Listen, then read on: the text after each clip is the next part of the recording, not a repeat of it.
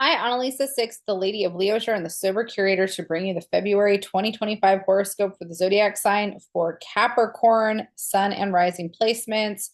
Capricorn, I'm going to be short with you in this video because y'all keep disliking my videos. So I feel like I'm not the prophet for you. I don't know if it's the same person every time. It's like you love to hate me, you love to hate my videos, you love to hit the dislike button, you do it for fun, you think it's funny, whatever. I don't know. To be honest, I don't really care, but it does kind of make me go like, okay, you don't have to watch. You don't have to.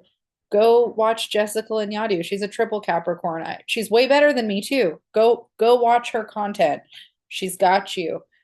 I feel like okay, be straight. I'm gonna be straight with you, Capricorns. I love Capricorn. It's like one of my favorite astrological energies, and I have a lot of Capricorn dominant people in my life, but you guys are so resistant to anyone telling you anything if it's not coming out of your own ass.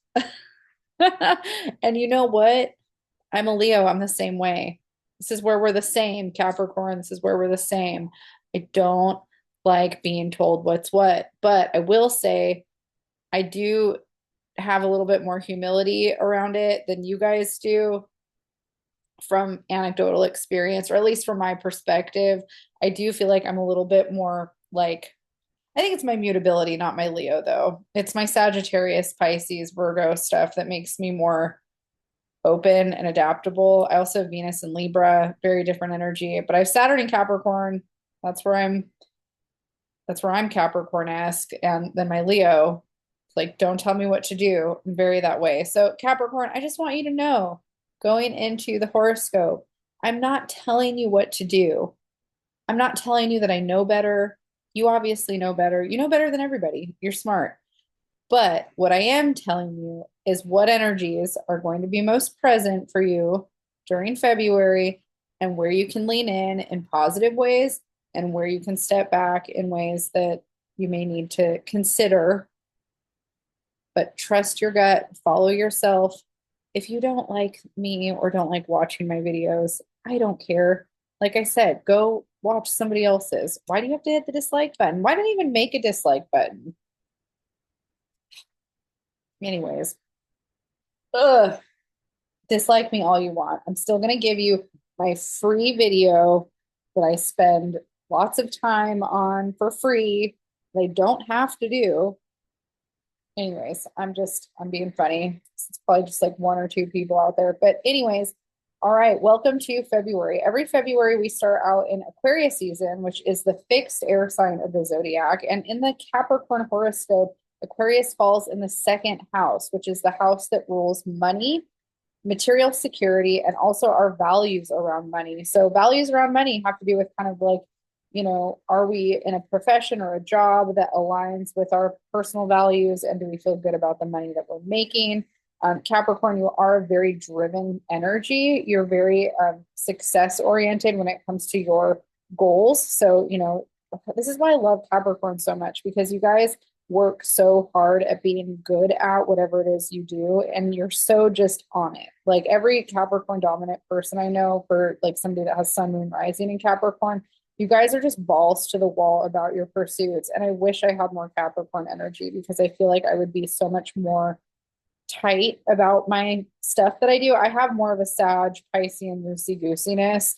And you guys are just so on it. You're so on it. And so the second house with Aquarius energy here, we have the sun, we have Mercury, we have Pluto and Ceres all here in the second house starting out February is really good when it comes to needing to hone in your finances. So essentially like making strategies or plans or spreadsheets or getting things in order around money and also aligning your money with things that you care about. So if you're in a profession or a career path where you're like, this isn't in alignment for me, this isn't what I want to be doing, I want to be more involved in my community or, social justice issues, or, I want to, be using my money towards things that are in alignment with what I believe, donating to organizations, things like that. That's really supported for you to explore during this time. Also, just better money management. This is a good time for you to make money, get more work, get more, if you're self employed, get more clients. If you're not self employed, This could be a positive time to talk about your income with your employer if you've got goals that you're working towards in terms of how you want to evolve financially. That's all very supported as we start out the month. The next part of the energy that I'm going to talk about is Venus. So Venus over most of January was in Pisces, and she finishes her stint up in Pisces at the beginning of the month, but she will go back into Pisces when she's retrograde next month. But she enters Aries on the 4th. So where Venus has been is your third house, which is the house of communication. And when we have Piscean energy in the third house, it does make us extremely empathic, psychic, intuitive. It also can make us a little bit head in the clouds. We're very fantasy oriented. We can also be a little delusional about things, but you're Capricorn, you're practical. We've got that Aquarius logic in there too. I'm not too worried about it. Venus is the planet of relationships and love. And so here we do want to work on communication dynamics in our relationships. So that's been a theme for you.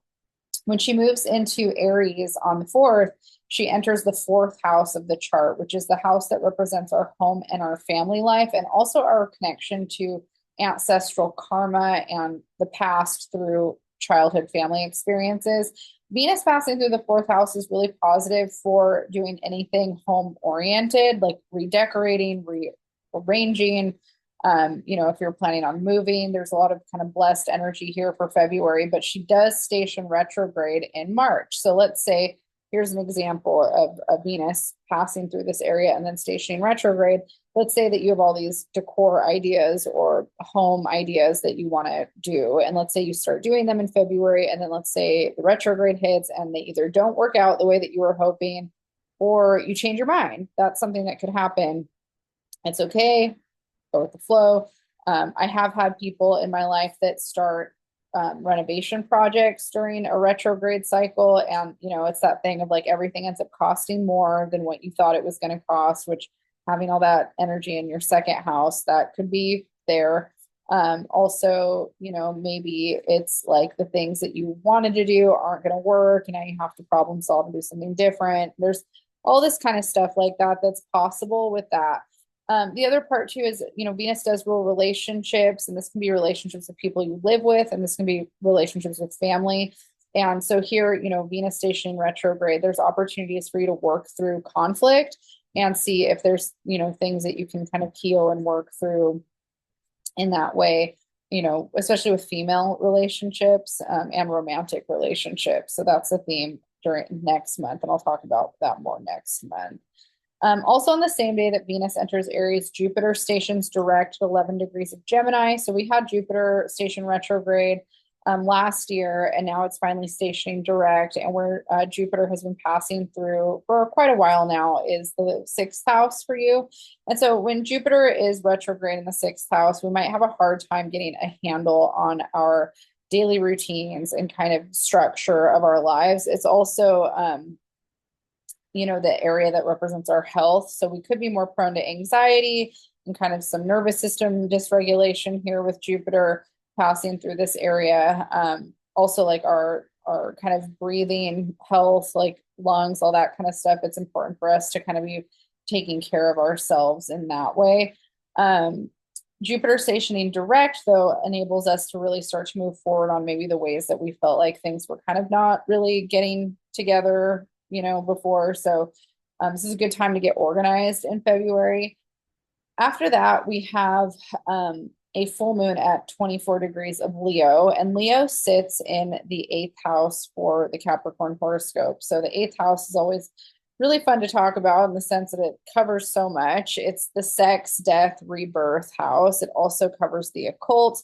It's also the house that rules marriage and shared resources through marriage, also inheritance, and any relationship to banks and institutions that we have, debts, assets, all of those things. And the full moon is all about us setting intentions around things that we want to manifest and also things that we want to release and let go of.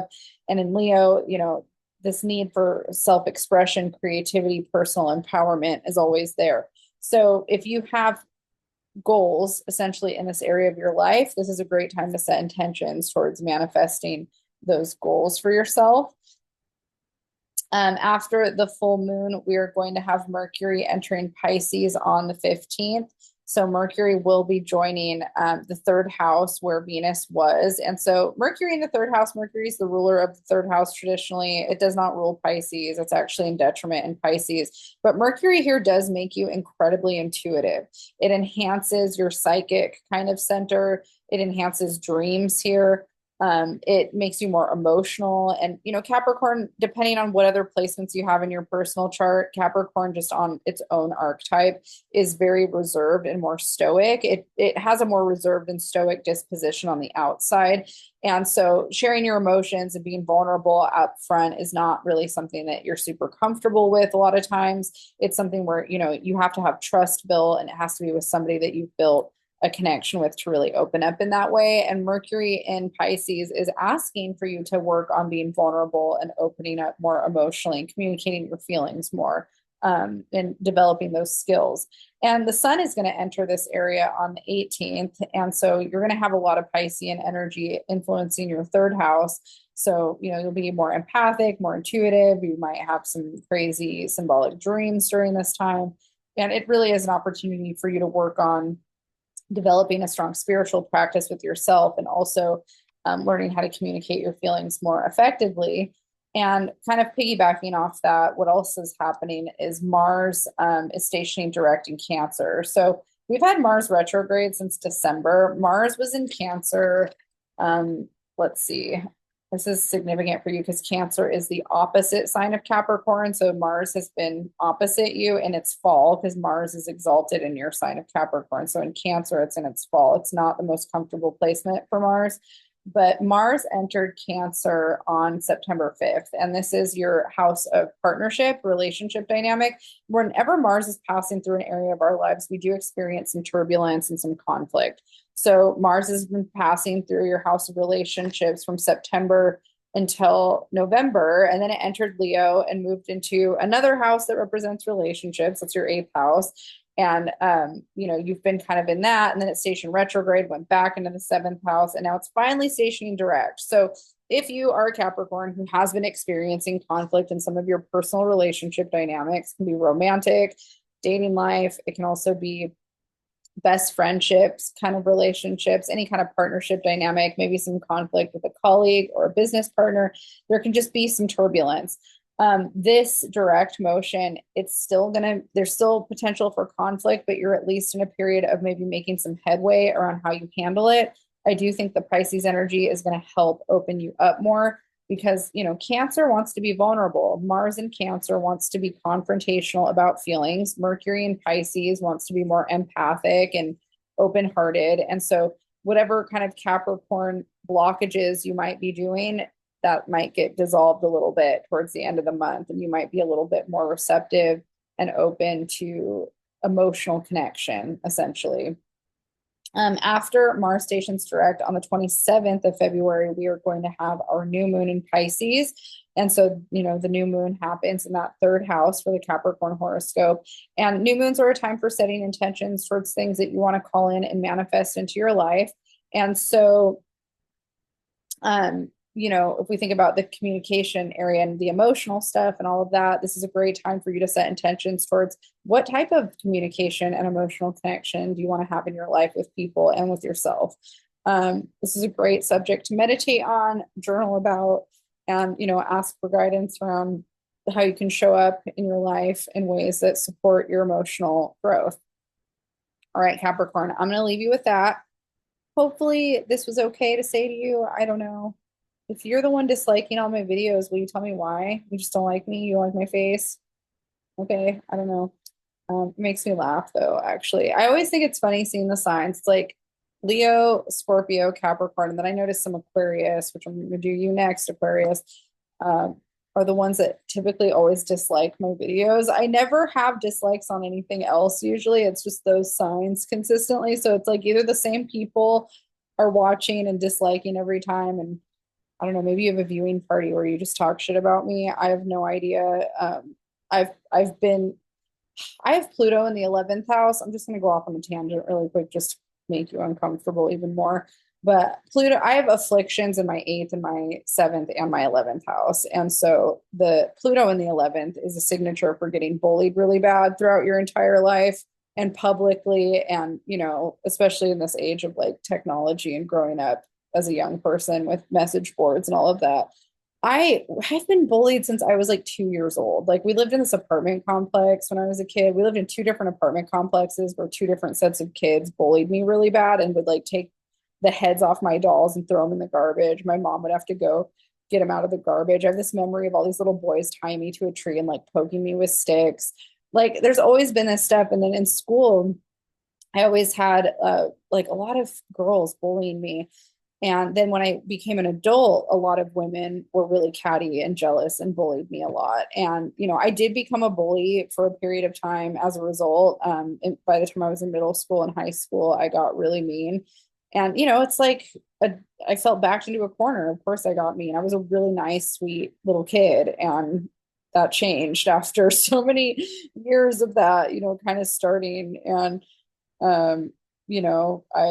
I definitely fought back and started being pretty awful. And, I'm glad that we live in a time where a lot of that kind of stuff is, there's like a culture now that's kind of anti-bully that's trying to get everybody to treat each other more kindly. But, obviously it feels like as a society, we're not really there with everything happening in the world. But I just am saying that and sharing that it's not my first rodeo. It's not even my second or third or fourth rodeo. Like I can't tell you how many people have publicly made fun of me, how I look, how I sound, my creativity, my art, my face, my body. Like everything's been said about me that there is to say. I'm fat, I'm ugly, I'm a whore, I have crooked teeth, I'm, they look like a dyke or I sound like a lesbian, which to me isn't even offensive. I'm like, cool, I love lesbians and dykes. I don't care. Okay, so I have a huge ass. Like I'm Mexican. I don't know what you want from me. So yeah, I don't know if you're the person disliking my videos or if there's anybody having viewing parties and enjoying making fun of me. I guess power to you. I don't know. I don't know what to say about it. I don't know, but it's just interesting. I think about people that have way bigger platforms than me that are super famous and how resilient you have to be to just hear such horrible things about yourself all the time. And it's interesting. It's an interesting way to live your life and you choose to spend your time hating on people. Sucks. Sucks for you. Anyways, Capricorns, I love you. All the Capricorns in my life, you guys are amazing. Some of the coolest, strongest, most badass people I know. And I hit the like button on Capricorn. So there you go. All right, I'll see you guys next month if you're lucky.